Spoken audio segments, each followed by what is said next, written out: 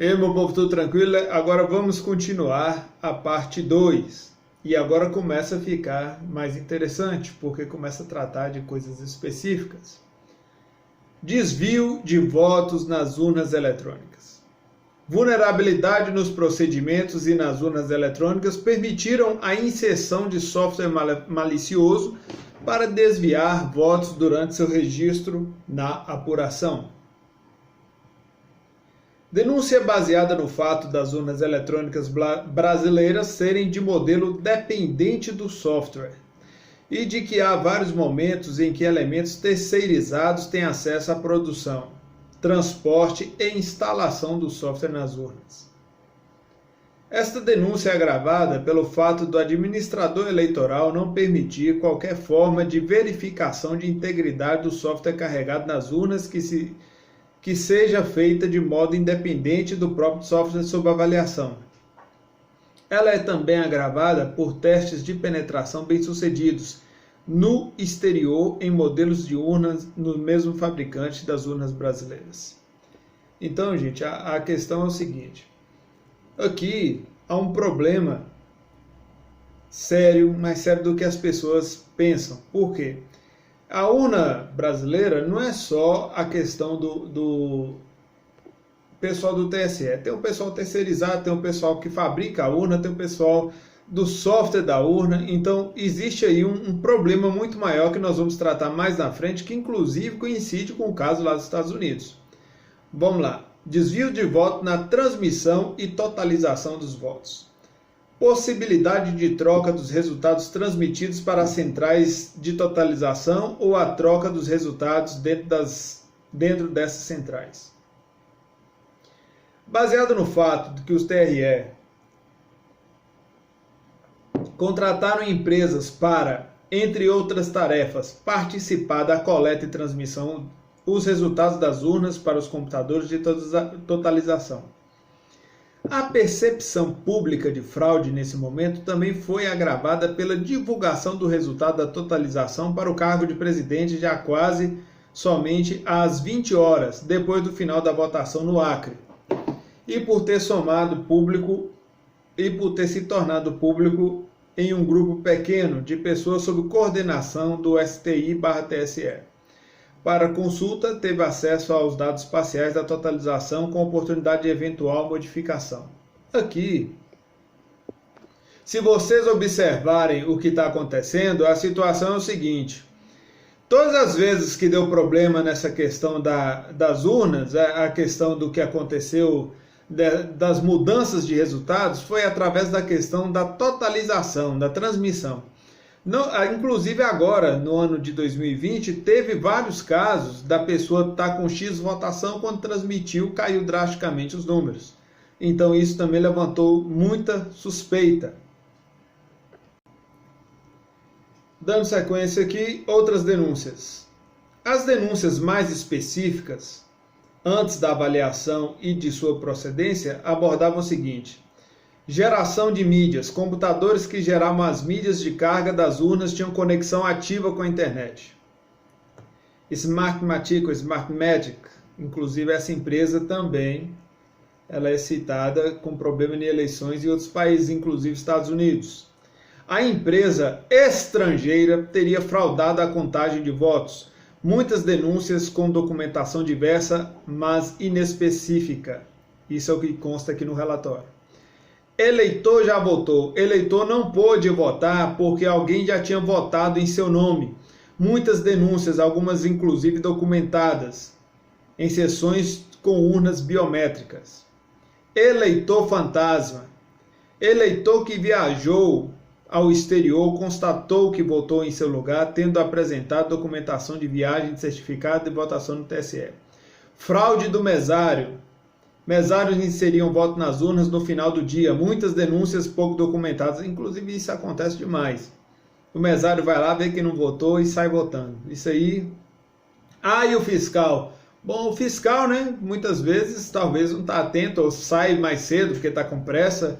Enfim, coisas do Brasil, né? Aliás, do Brasil não. Isso não é só mérito do Brasil. Urna fantasma. A urna votava sozinha com vídeo ilustrando. Documentos oficiais descartados. Documentos da sessão eleitoral jogados no lixo, com vídeo ilustrando. Zerésima, que já constava 400 votos para a candidata Dilma Rousseff na época. Esse relatório aqui foi feito logo após aquela eleição. Teclado adulterado. A urna registrava 44 quando se tentava digitar 45, com vídeo ilustrando. Dispositivo suspeito. Inseriram o pendrive na urna antes do início da votação, sem documentação. Então, isso aqui, gente, essa auditoria, esse documento aqui, ele já traz muitas coisas além das que eu falei. E isso é uma coisa que o cidadão, o brasileiro, ele precisa ficar atento, porque isso aqui define seu futuro. Isso não é brincadeira. Para vocês terem ideia, para eu parar para ler um relatório desse tamanho, chato, para trazer, resumir, bater esse papo aqui com vocês, é porque a coisa é muito séria. E como eu sei que a maioria, aí, 90% não vai ler o relatório, é melhor eu ler e falar com vocês aqui. Mas de toda sorte o documento vai estar no site, assim que eu terminar de postar todos os episódios aqui. A questão da trilha do material em papel para auditoria, que permita comparar o voto como visto pelo eleitor como o voto foi registrado. Essa trilha material para auditoria do processamento do voto também é chamada de Independent Voter Variable Record, que ainda em português é voto impresso, conferível pelo eleitor. Aquela coisa, gente, a questão do papel é muito importante. O pessoal acha que não é importante e tudo, mas é sim. A ausência do papel causa um ponto cego na apuração dos votos, pois nem os fiscais de partido ou auditores independentes, nem o próprio eleitor tem como conferir se o voto visto na tela da urna foi gravado corretamente na urna. Ou seja, você vota em fulano, mas a urna registra para ciclano. Então, por isso que você vê, por exemplo, o fenômeno de pessoas que não tinham chance de ser eleitas e tem a votação estrondosa, pessoas que se esperavam a votação expressiva e a votação é pequena. Então, essas coisas que as pessoas precisam ficar atentas, porque existe sim muita fraude, existe sim muito problema, existe sim muitas falhas. Aí as pessoas, né, quem vence geralmente não quer saber disso, mas é importante você querer saber, porque 2022 chega, e se isso não for solucionado, Bolsonaro, por exemplo, com certeza vai ser tirado fora do páreo. Vamos continuar. As únicas atividades de auditoria previstas e permitidas nos dias posteriores à eleição são o recebimento de cópias de parte dos arquivos da auditoria das urnas e a possibilidade de se solicitar a execução do programa verificador pré e pós-eleição, que já fora previamente carregado na urna antes da eleição. Essas resoluções não prevêem, entretanto, qualquer atividade condizente com as técnicas comuns de uma auditoria forense sobre o desempenho das urnas eletrônicas, como, por exemplo, recontagem dos votos realmente vistos pelo eleitor, verificação direta e sem restrições de conteúdos da memória dos equipamentos, testes de carga, de funcionamento em condições controladas, testes de penetração, análise dinâmica de software de recompilação dos códigos-fonte, etc. Ou seja, isso aqui não passa e não acontece a avaliação como deve ser feita, ou seja, a análise forense, a auditoria, não acontece, não acontece. A urna ela já chega numa condição que fica impossível de fazer uma análise correta. Então é isso que as pessoas precisam entender. Então quando fala que a urna não tem fraude, não é que não tem fraude, ela não é testada. É isso que as pessoas precisam começar a enxergar. Agora vamos para a página 70. A exigência de se apresentar previamente um plano de trabalho a ser cumprido também pode ser considerada descabida, visto que os caminhos a serem tomados em uma auditoria são, em muito, ditados pelo próprio andamento das investigações realizadas. Entretanto, a autoridade eleitoral revelou grande inflexibilidade quando exigiu o cumprimento estrito dos planos de trabalhos prévios, como no caso da recusa em fornecer arquivos de log do gerador de mídias e na recusa de permitir a recompilação dos códigos-fonte, porque não constava da petição ou do plano inicial, do trabalho inicial. Agora vem aqui as petições negadas e justificativas. Lista-se abaixo a relação dos pedidos de acesso a dados ou a procedimentos de auditoria que foram rejeitados e as respectivas justificativas apresentadas. Vamos prestar atenção nisso aqui. Pedido de acesso aos procedimentos e restrições, justificativa e negação. Acesso aos arquivos de eleitores aptos e faltosos, justificativas para avaliar denúncias de eleitores fantasmas. E aí? O que vocês acham? Recebeu ou não recebeu? Negado, sob argumento de não haver previsão das resoluções, aí cita a lei aqui. Aí vocês vão ver porque eu vou deixar acessível o documento. Agora, acesso a arquivos de log do sistema, gerador de mídias. Aí está aqui como previsto no artigo 62, tal. Negado por preclusão, embora o pedido tenha sido apresentado na data tal, para disponibilizar desses dados se esgotasse. Ou seja, mas que de acordo aqui não ia dar tempo. E provavelmente não ia dar mesão. Mas, né, é porque o prazo para fazer essa avaliação, infelizmente, é muito curto. Acesso aos arquivos de log referentes ao sistema de totalização, como previsto no artigo 209 e tal, etc. Negado porque tais arquivos não existiriam de fato como tal designação. Foi concedido o prazo de 48 horas para o solicitante para detalhar informações pretendidas relativas ao sistema de autenticação de usuários, sistema de preparação, sistema de gerenciamento dos equipamentos dos servidores. O prazo é exíguo para uma tarefa que se desconhece a priori, já que nenhuma explicação como se relaciona esses sistemas foi fornecida. Difícil. Torna muito complicado qualquer auditoria nesses moldes aqui. Ou seja, o auditado é que está definindo as regras. Instalação de mais ferramentas de auxílio à análise dos códigos, Visual Studio e editores hexadecimais, os computadores disponibilizados. Detalhe, os computadores não são os computadores dos técnicos e de quem vai avaliar, não. E, aliás, os técnicos também são escolhidos pelo TSE. Não pode ser só assim, fulano vai, não. Então, nem o equipamento e nem os técnicos têm essa espontaneidade, ou seja, tudo é pelo TSE. Então, né, não tem nem o que dizer disso aqui. Os editores hexadecimais foram instalados sem restrições, mas o Visual Studio foi negado, porque não constava no pedido inicial, e a STI não entende que ele seja necessário. Quem tem que definir se é necessário ou não é quem vai fazer a auditoria, né? Enfim. Acesso à documentação completa relativa ao projeto de desenvolvimento de software de cada sistema ou aplicativo utilizado nas urnas eletrônicas. Negado, contrariando a própria resolução do TSE, porque o STI entende que a documentação do desenvolvimento de software faz parte do software, mas não o código-fonte. Especificação dos requisitos previstos de segurança ou salvaguardas, bem como da relação das normas técnicas seguidas no desenvolvimento do sistema de software eleitoral. Negado pela Corte seguindo recomendação do STI, a qual alegou por questões de sigilo. Acesso à documentação e a fonte do software embarcado, firmware, no caso, na BIOS e no circuito de segurança MSD. Negado porque a STI entende que firmware é parte do hardware e não o software.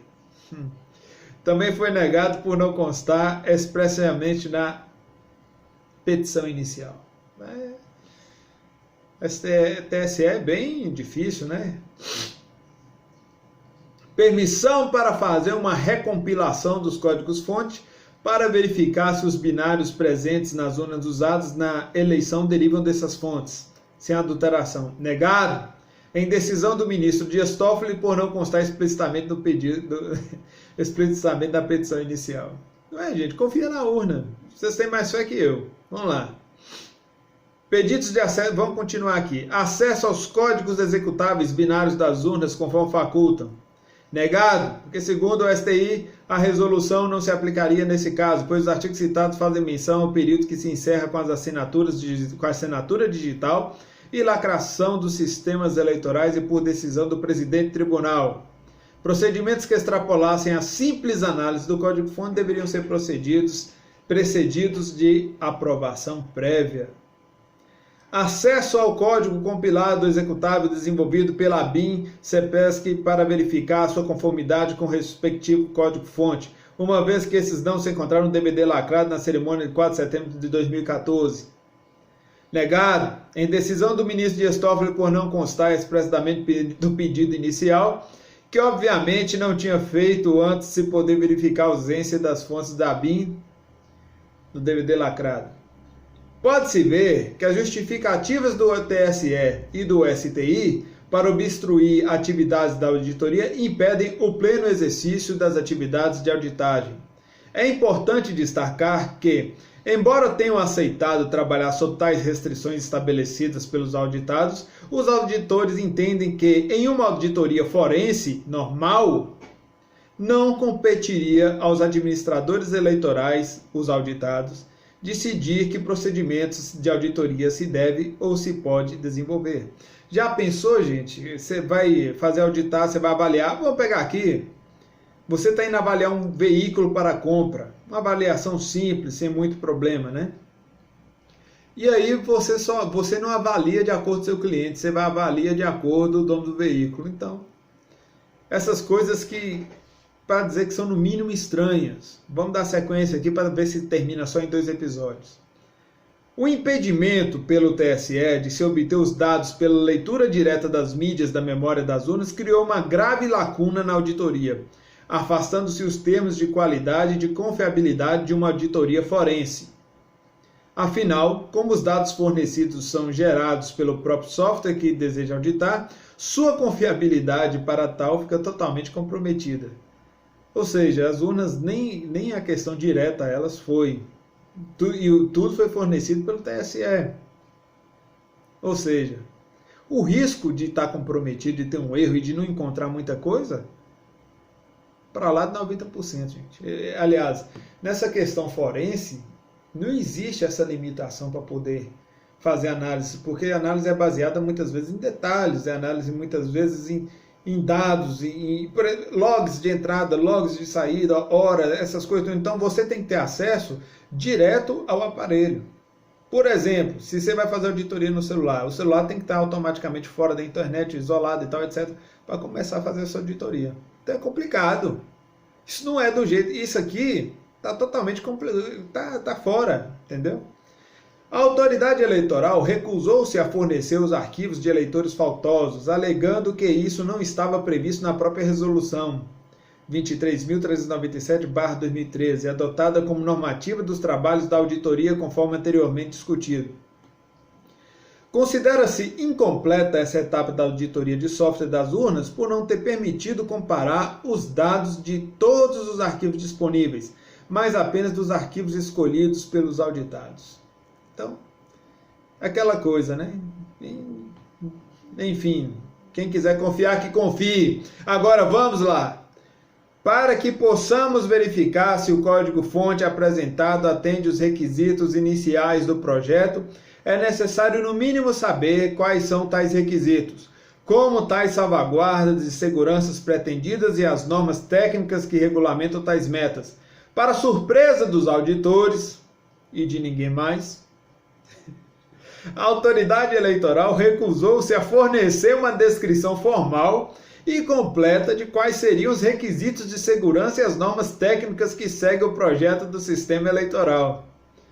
O motivo alegado pelo presidente do TSE para essa negativa foi dado em sua decisão de 19 de março de 2015, que alegou questões de sigilo, entre aspas, conforme parecer técnico do STI, que tem o seguinte teor.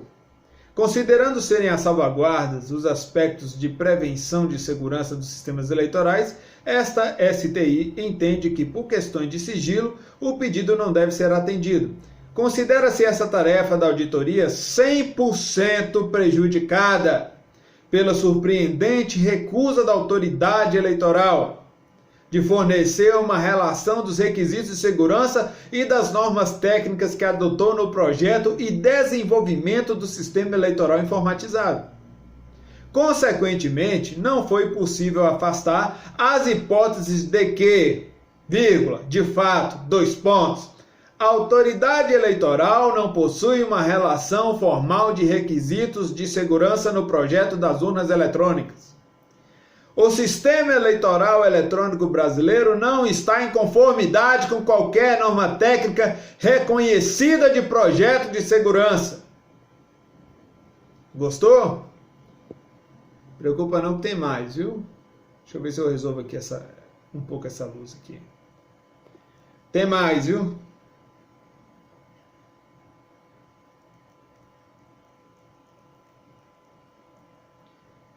Deixa eu ver aqui. Então vocês estão vendo como é que a coisa é grave? Não preocupa não, que à medida que o relatório vai seguindo aqui, piora. Não melhora não, piora. Aqui. Conclusão sobre a avaliação da documentação do software. Lembra que eu já tinha falado para vocês que quando vem a questão do código-fonte tem que vir uma documentação explicando? Pois é. Esta tarefa de auditoria não foi plenamente atendida, pois a documentação do software disponibilizada para análise mostrou-se bastante incompleta. Isso por si só já compromete muita coisa.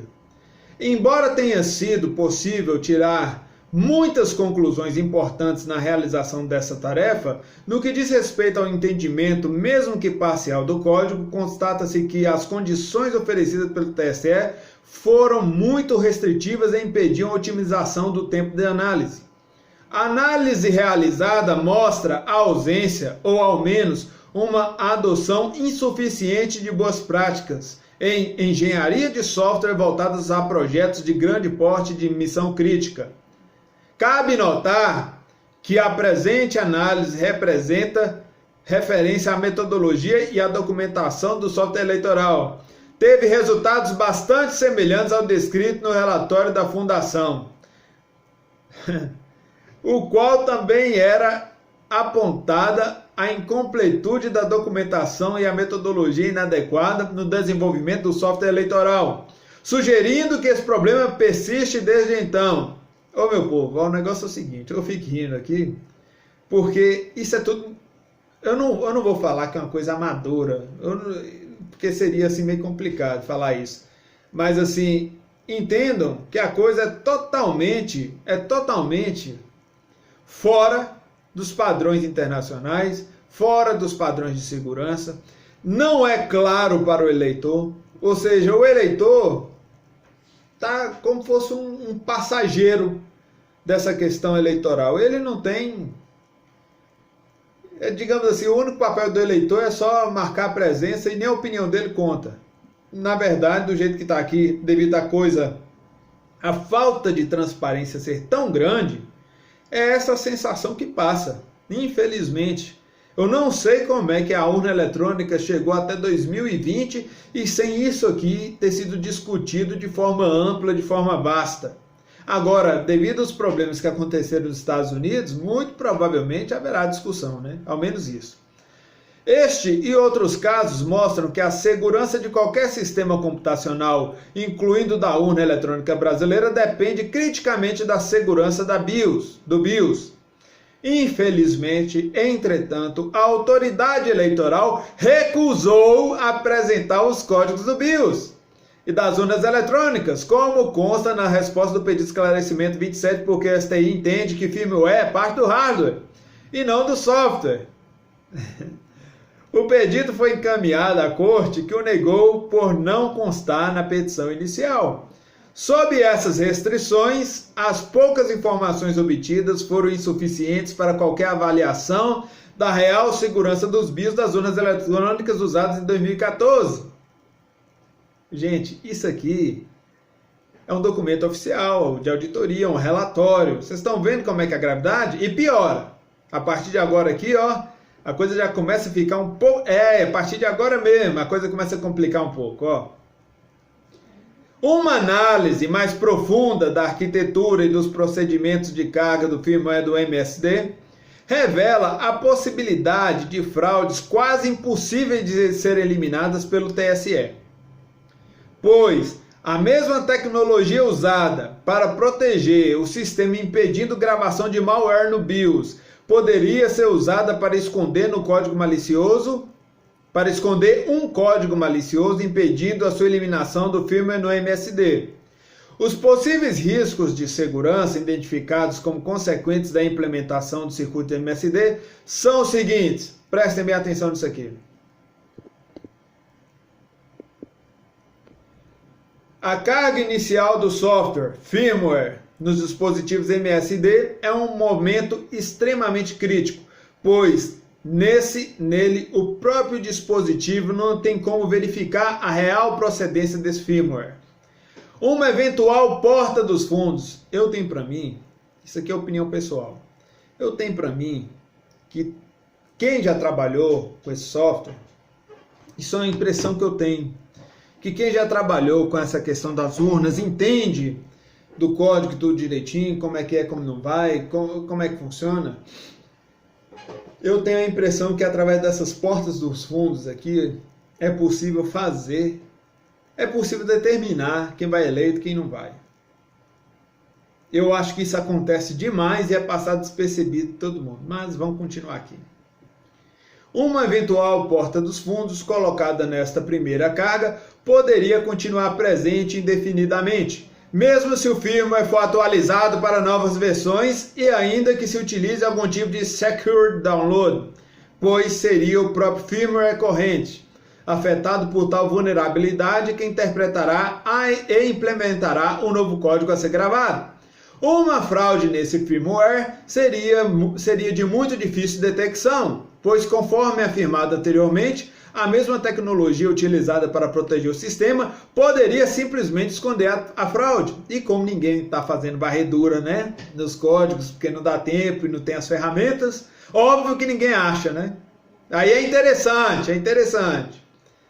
As únicas ações reais de segurança nesse dispositivo durante o Secure Download seriam verificar a integridade do novo código e a autenticidade de sua origem, caso tenha sido inserido, por exemplo, um certificado adicional no dispositivo além do certificado legítimo do TSE.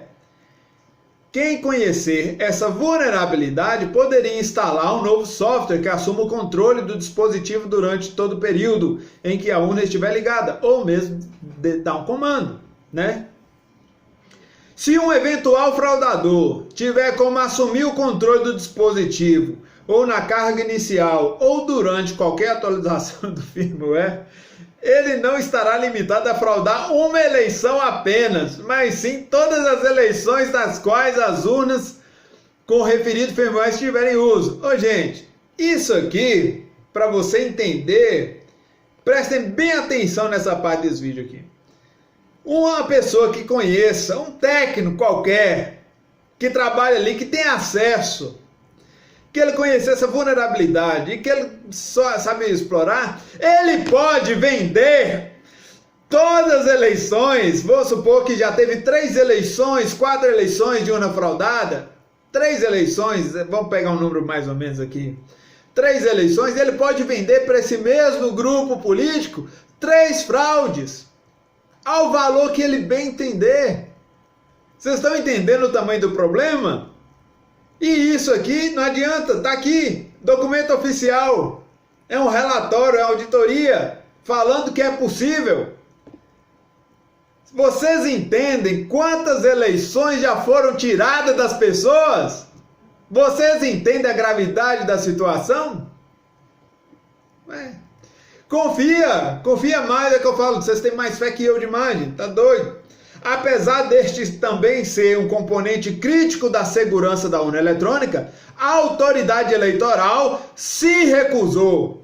A autoridade eleitoral se recusou a apresentar o código-fonte e o código-fonte compilado do firmware dos circuitos de segurança para análise dos auditores sob a alegação que não constavam do pedido inicial. Ou seja, né? No juridiquês, vamos falar um pouco aqui da parte jurídica, o TSE estava aqui anulando a forma, não o mérito da questão, entendeu? Eu estava ali usando de processo. Não, você não pediu na petição. Gente, né? Vai fazer o quê? Brasil, né? Se bem que agora não pode falar Brasil, não, porque Estados Unidos está tendo problema, só que o que tem lá vai respingar aqui. Porque as empresas que são citadas lá também já atuaram aqui no Brasil. Atuaram não, atuam no Brasil, né? Então esse tipo de coisa aqui que é importante para vocês começarem a entender a gravidade da situação. Ainda mais grave, o STI demonstrou que não tem domínio do firmware do MSD, pois declarou em sua informação que necessitaria de 15 dias para preparar uma eventual apresentação desse código, porque faz-se necessário convidar o fabricante das urnas eletrônicas para explanar sobre os elementos dos softwares embarcados em hardware. A resposta à petição 23 demonstrou que o desenvolvimento e compilação do firmware do MSD são realizados pela contratada pela fabricação das urnas. No caso, o trecho refere à empresa Diebold. Já citaram duas empresas aqui. Diebold, Smartmatic ou Smartmatic, viu? Já a resposta à petição 24 revelou que os procedimentos de segurança usados pelo TSE se restringem apenas à assinatura do firmware do MSD, antes da fabricação de todas as unidades de um modelo. Não foi descrita a existência de qualquer procedimento de verificação e validação do firmware, após a entrega das urnas, nem após as eleições terem sido realizadas. Assim, não se identificou no andamento do processo eleitoral qualquer auditoria interna do TSE que seja desenvolvida com relação ao estado desse firmware antes e depois da eleição. Se for realmente esse o caso, essa ausência de controle vai contra o próprio conceito da assinatura digital do software, por definição, um voto de confiança de que aquele software opera corretamente. Ou seja, vai na fé, acredita, viu? Embora testes exaustivos, entre aspas, possam mostrar que as funcionalidades do MSD estejam eventualmente condizentes com os requisitos funcionais estabelecidos, não há garantia que o firmware do MSD não esteja realizando alguma funcionalidade oculta e em desacordo com a diretriz do TSE. Em resumo, a tecnologia usada no circuito de segurança MSD pode tanto servir para dificultar a gravação de malware no BIOS, como para esconder eventual malware nele gravado. Ou seja, né? Eu ia fazer uma piada aqui, mas ia ser complicado depois explicar. Ô, gente, o negócio é feio demais, gente. É quando eu vejo as pessoas, essa defesa apaixonada, falando que tá tudo bem, que tá tudo certo, aí você vê que o pessoal, infelizmente, não conhece, não sabe o que está acontecendo. E assim, o Brasil precisa ter uma postura mais enérgica, porque esse negócio de urna é soberania nacional, gente, não é brincadeira não. As urnas fabricadas a partir de 2019, 75% usadas em 2014, possuem circuitos adicionais de segurança, genericamente denominado MSD, que, por outro lado, tenta evitar o ataque de Princeton direto no BIOS, mas, por outro lado, abre oportunidade para o fabricante, ao menos em tese, tentar plantar porta dos fundos permanentes no seu firmware, ou seja, falando em segurança de empresa, isso aqui você está abrindo uma margem para funcionários da empresa ou empresa controlarem o pleito, além do próprio TSE, se fosse o caso. Mas aqui está mais o fabricante tendo controle sobre isso. É complicado, gente. Além do fabricante Diebold, também tem acesso ao conteúdo do firmware do circuito de segurança MSD dos funcionários do CPS/BIM para desenvolvimento da parte do software e os funcionários das empresas terceirizadas contratadas para o auxílio do manuseio das urnas eletrônicas dos TREs, como Smartmatic, por exemplo. Nesse parágrafo aqui mesmo, esse parágrafo aqui é complicado, hein? É uma informação que tem que ser checada e as pessoas têm que analisar o que é isso aqui. A questão dos Estados Unidos vai responder muita coisa. O TSE não tem posse do código-fonte das bibliotecas de criptografia desenvolvidas pela CPS/BIM, que são ligadas e incluídas aos programas aplicativos de votação e de gerenciamento de urnas, bem como são gravados firmware de circuito de segurança. O TSE evidenciou não ter domínio técnico sobre o código-fonte do firmware, incluindo no BIOS e no circuito MSD, pois a STI declarou que na sua informação número 69, que necessitaria de 15 dias para preparar a apresentação desse código, porque faz necessário convidar o fabricante das urnas eletrônicas para explanar que os elementos software embarcados, para explanar sobre os elementos software embarcados no hardware. No processo de desenvolvimento do sistema da urna, não há auditoria interna do TSE com relação ao estado firme ou MSD. Antes e depois da eleição, as chaves de segurança que permitem a verificação da integridade dos softwares estão gravadas no próprio código compilado, causando uma falha de segurança, pois um software malicioso poderia, ao menos em tese, obter essas chaves para assinar arquivos de resultados falsos, como se os mesmos fossem gerados por urnas legítimas, por urnas legítimas. Por isso que de vez em quando você vê aí umas alterações, né, que pode ser isso aqui, uma diferença de votação que não existe, umas coisas assim. Gente que não tem voto e ter voto, e gente que tem simplesmente não ter. A comprovação dessa vulnerabilidade foi verificada não apenas na análise dos códigos-fonte, mas também foi declarada na resposta ao pedido de esclarecimento 33, onde, para justificar a recusa de apresentação dos códigos compilados, foi dito que as chaves de assinatura e criptografia de arquivos poderiam ser extraídos do binário. Agora vamos aqui, volume de dados. Volume de dados. Os códigos-fontes disponibilizados, ainda que incompletos, compunham de 50 mil arquivos com 17 milhões de linhas de código. A limitação de tempo, apenas 9 dias úteis na prática, e de recursos pessoais, apenas 10 analistas pré-aprovados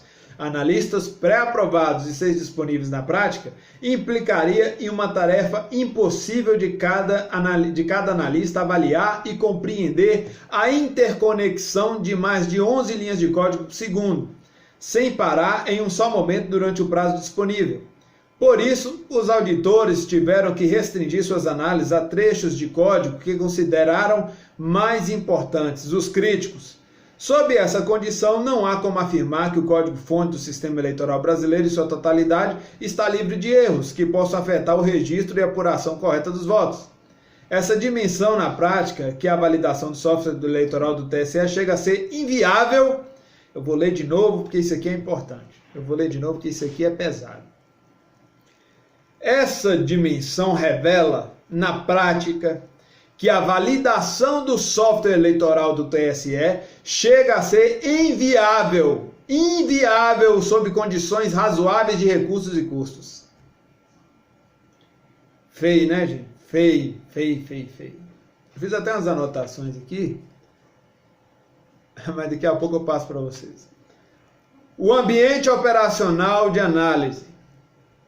A avaliação dos códigos permitida se restringia a apenas uma análise estática do código-fonte, por meio de sua leitura com auxílio de alguma ferramenta de análise, não sendo permitido desenvolver análise dinâmica do software, com exceção de breakpoints e execução controlada de trechos de código para entender seu funcionamento detalhado, resultando numa limitação de recursos totalmente incompatível com uma avaliação de nível forense. É o que eu estou falando para vocês. Está totalmente fora de padrão e está totalmente impossível de ser feito uma avaliação, auditoria correta. Ou seja, as urnas eletrônicas na prática não são auditáveis. Ponto. Uma dificuldade adicional aos trabalhos da auditoria foi recusada da STI de instalar uma ferramenta de análise de código mais robusta e rápida do que a disponível. Na petição inicial foi solicitada a instalação da ferramenta de análise denominada Eclipse, porque esta é normalmente usada e disponibilizada pela STI. Porém, logo no início dos trabalhos, a ferramenta se revelou insuficiente para acessar e indexar a totalidade dos códigos, principalmente por funcionar dentro de um subambiente Java. Cada tentativa de localizar um outro trecho de código podia demorar algumas dezenas de minutos para completar.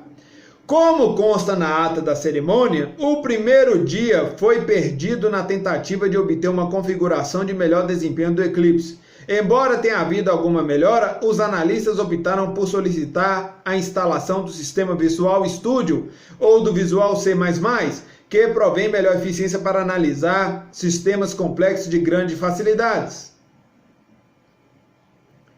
Uma parte da análise consistiu na execução do programa de verificação estática.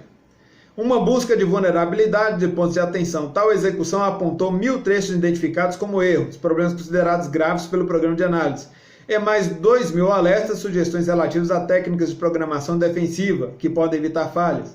Embora não tenha havido tempo hábil para verificar todos os potenciais problemas apontados, foi identificado ao menos uma vulnerabilidade bastante grave em um dos códigos-fonte fornecidos. O módulo denominado Secure Download pode ser explorado por meio de um estouro de buffer overflow, o que permitiria a execução de código arbitrário por qualquer pessoa utilizando o referido módulo, burlando qualquer salvaguarda estabelecida, inclusive eventuais assinaturas digitais. Então, vocês estão vendo que o negócio foi complicado, foi difícil de fazer análise. Mesmo assim, foi feita por esses técnicos aqui, na medida do possível, e se tornou um documento oficial no TSE. Tanto esse documento que eu vou disponibilizar para vocês aqui no Tudo Super, ele também está disponível no site do TSE. Foram observados alguns pontos críticos que mereciam maior atenção em uma análise específica das implicações das alterações. Por exemplo, não foi encontrada a verificação da integridade do loader, do Linux, pelos loaders anteriores. Caso isso se conforme, pode configurar uma gravíssima falha de segurança. A implementação da criptografia do sistema de arquivos File System é simples, feita em blocos, setor a setor. Os locais do código compilado onde é feita a cifração e decifração estão associados às chamadas leitura de escritas de setores, ficando muito mais fácil localizá-lo para efetuar um ataque que localize e identifique a chave de segurança. Salvo melhor análise, a criptografia do sistema de arquivos é possível de ser quebrada. A verificação do hash do sistema operacional está implementada de forma que facilita a sua localização no código compilado do seu load, carregador do código. Por ser um trecho de código pequeno e simples de ser entendido, fica fácil encontrar o valor do hash a ser verificado para burlar a verificação.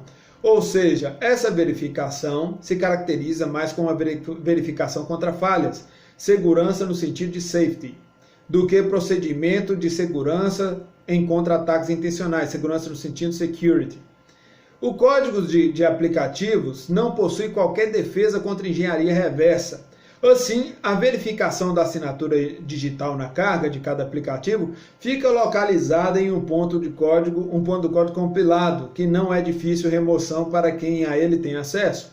Consequentemente, a cadeia de certificação, bem como a própria assinatura digital, pode ser atacada. Verificou-se a existência de várias ferramentas e utilitários de desenvolvimento e depuração que possibilitam a suspensão ou desvio de elementos de proteção do sistema.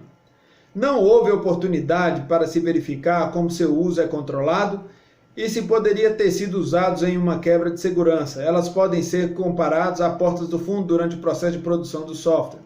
O conjunto de programas tem uma complexidade muito grande que afeta sua confiabilidade.